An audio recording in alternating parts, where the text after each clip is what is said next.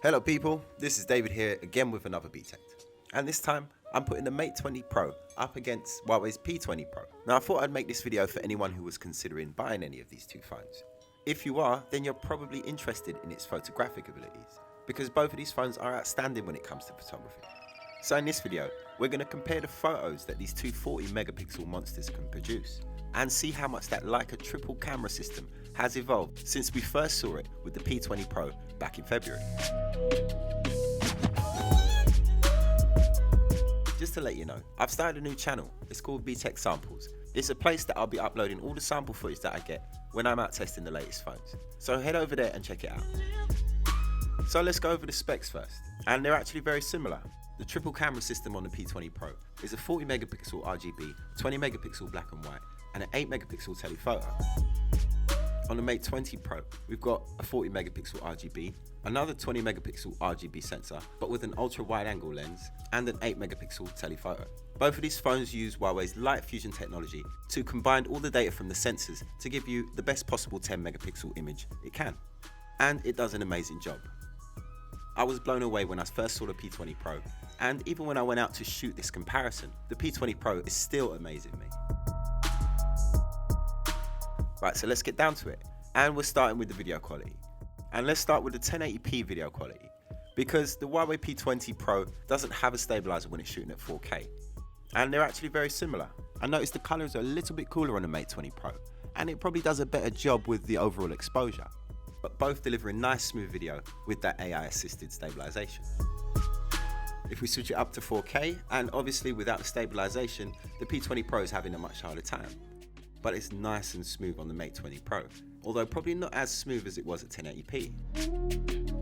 Shooting into the sun now, and the P20 Pro has favoured the exposure in the sky slightly more and is showing more detail there, whilst the Mate 20 Pro has a better exposure on the ground. Both show excellent dynamic range and performance though.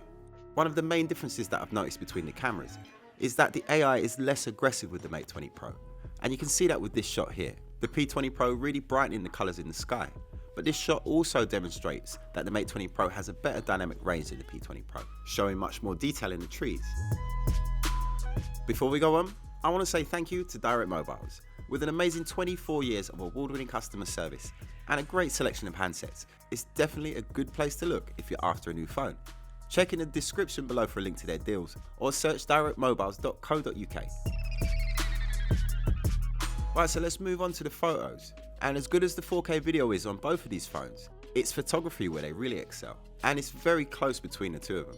When putting together this review, I had to be extra careful that I was labeling the right shots, because they look pretty much the same.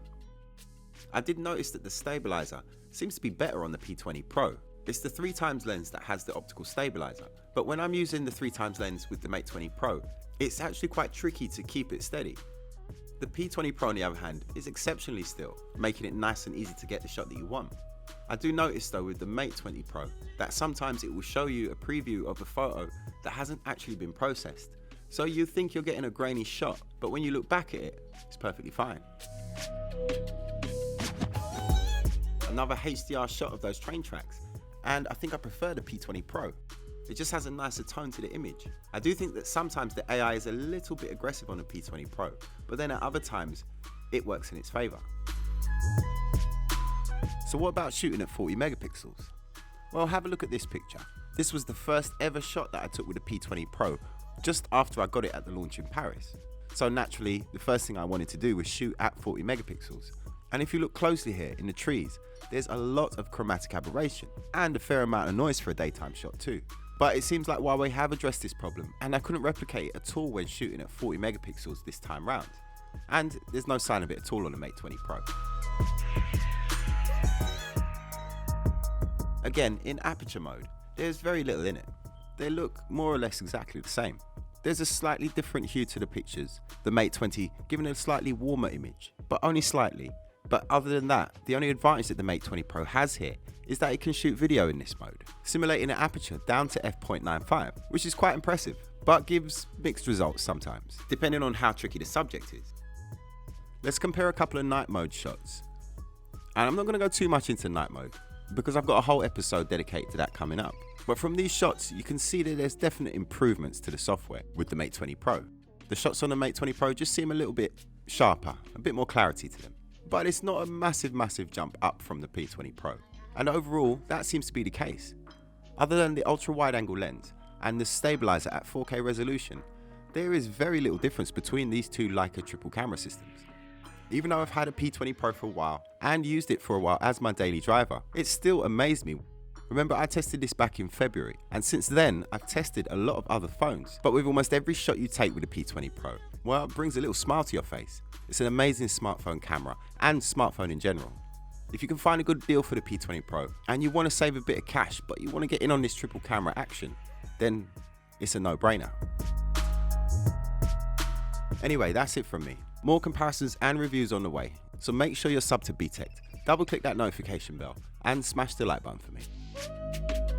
And before I go, I just want to tell you about my new channel, Btekt Samples. It's where I'll be uploading all the sample footage that I get from my reviews and comparison videos. All the files will be available for download too, so it'd be great if you could head over there and check it out. Thanks so much for watching, guys, and I'll see you in the next one. My name's David Wildman, and this is Btekt.